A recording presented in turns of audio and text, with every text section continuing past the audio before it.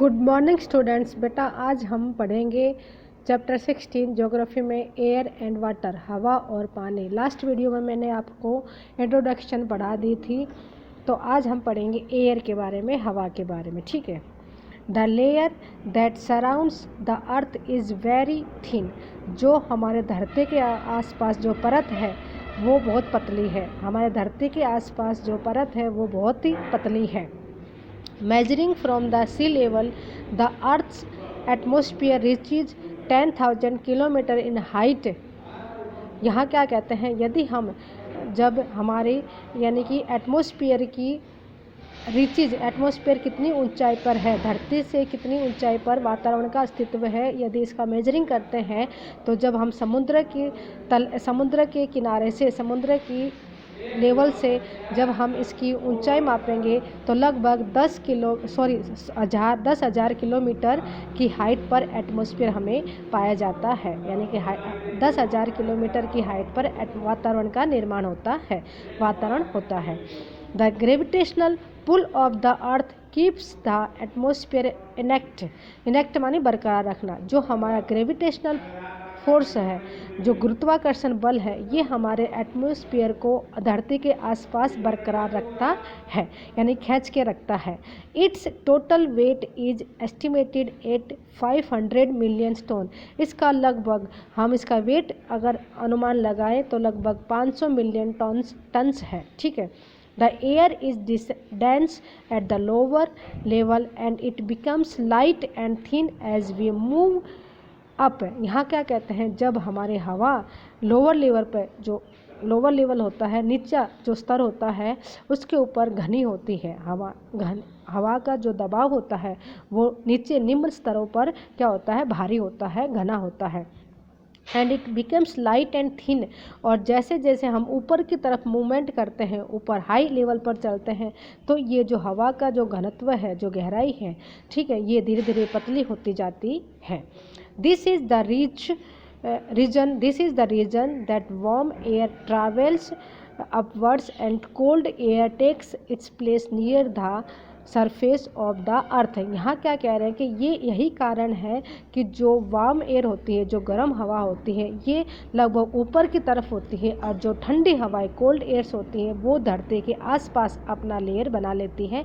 यानी कि धरती की परत के आसपास ठंडी हवा रहती है, और जैसे जैसे हम ऊंचाई पे जाते हैं तो वहाँ पर क्या होती है, हवा गर्म हो जाती है। This is the reason that warm air travel upward.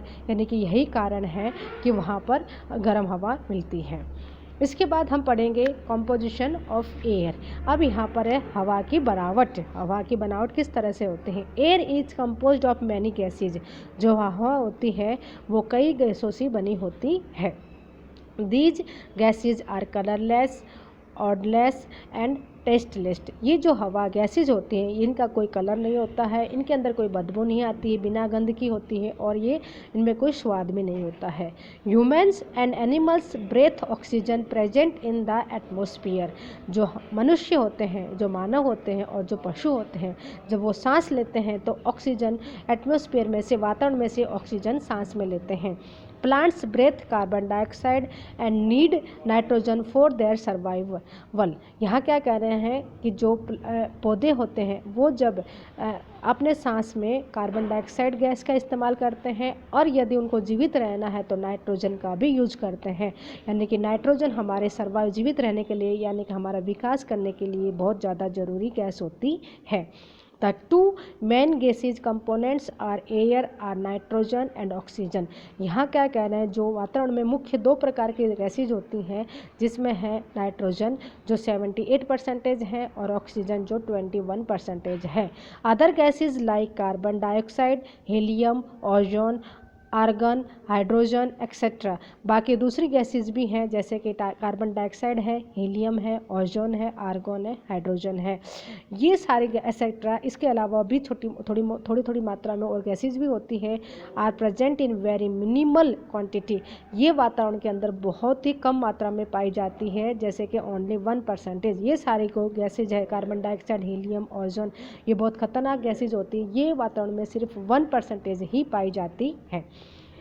Other components of air includes dust particles, water vapours and smoke. या यदि अब इसके बाद दूसरे जो घटक होते हैं हवा के अंदर वो होते हैं धूल के कण होते हैं, मिट्टी के कण होते हैं, डस्ट के या पानी की बूंदें होती है, बाष्प होती है और धुआं होता है। Water vapours and dust particles are present at the lower level of the atmosphere and their amount change from place to place and time to time. यहाँ क्या कह रहे हैं, जो पानी की बूंदें होती है, डस्ट के धूल के कण होते हैं, ये हमारे लगभग वातावरण के जो लोअर लेवल होता है वहाँ पर प्रेजेंट होती है और ये टाइम टू टाइम और जगह अलग अलग स्थान पर और समय के अनुसार चेंज होते रहते हैं। The lower levels of the atmosphere are uniformly disturbed by the components depending on the purity and the dryness of the air. जो लोअर लेवल होता है वातावरण एटमॉस्फेयर का, जो लोअर लेवल होता है वो हमारी जो हवा होती है उसकी प्योरिटी और ड्राइनेस को डिपेंड करते हैं। उसके अंदर के जो घटक होते हैं वो हवा के अंदर कितनी शुद्धता है और कितनी ड्राइनेस है उसके ऊपर डिपेंड करते हैं।